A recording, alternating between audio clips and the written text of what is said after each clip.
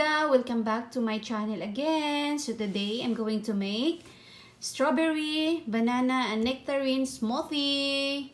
So yan yung mga ingredients ko mga langga. Strawberries, milk, yogurt, banana, at saka yung nectarine. So, if you want more sweetness, you can add honey. Pwede kang mag-add ng honey mga langga para marami kang honey. Joke lang po. Sige na po mga langga, mag-start na ako. So, babalatan ko yung nectarine natin mga langga. So, kung gusto nyong ayaw nyong balatan, depende yun sa inyo. Pero, babalatan ko yung nectarine natin.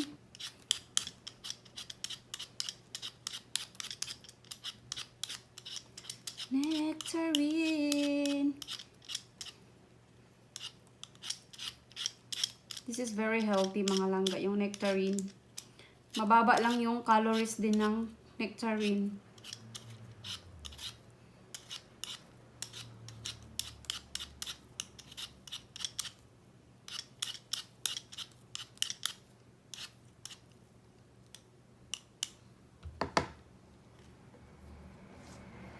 Honey, my love, so sweet.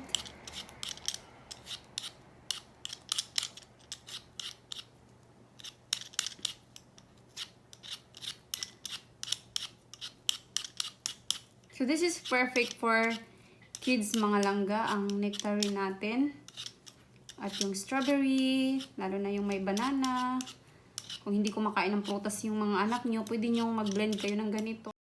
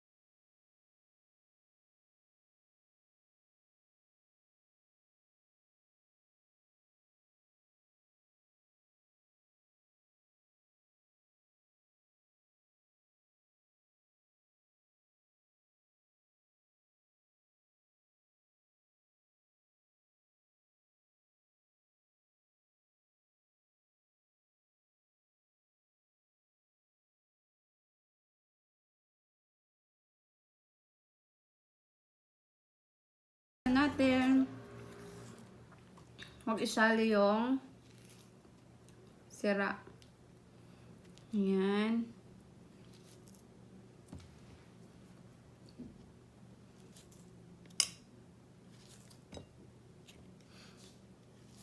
You can use frozen banana. Mas maganda pag frozen. Pero para sa akin kasi mga langga, pag nilagay mo siya sa freezer, so mga ilang araw na kasi yun. So, mas maganda yung ano siya. Yung ganyan siya. Hindi matigas yung banana natin. Masarap kasi pag malambot mo na yung banana bago patigasin. Joke lang po. So, ayan mga langga, mag-start na po ako. Ilagay ko na to mga langga.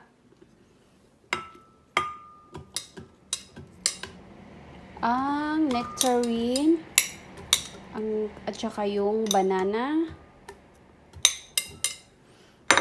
Next ko na rin yung strawberries.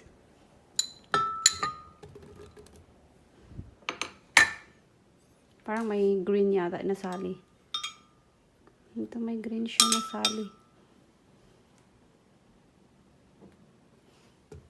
Then, ating yogurt, Greek yogurt. Tadan!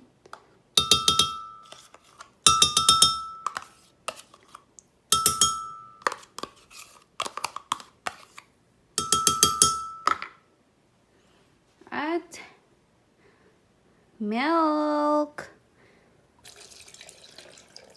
Wow, this is very yummy. I'm so excited. Let's start.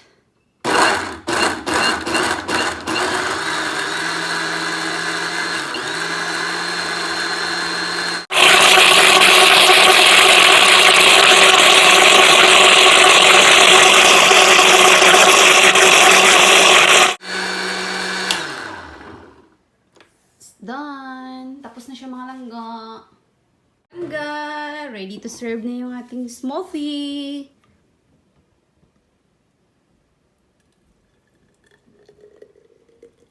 Wow, this is very delicious. Wow. Perfect.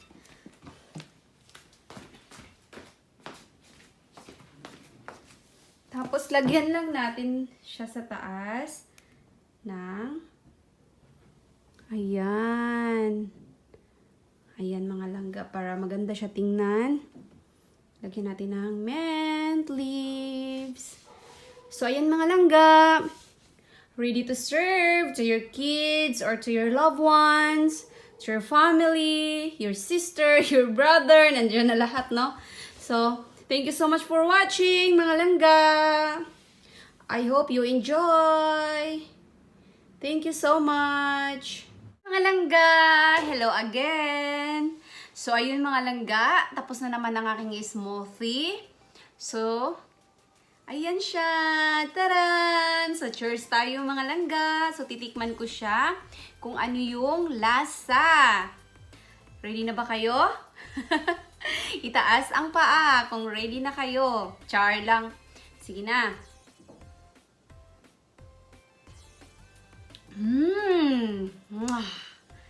Sobrang sarap niya mga langga. As in, promise.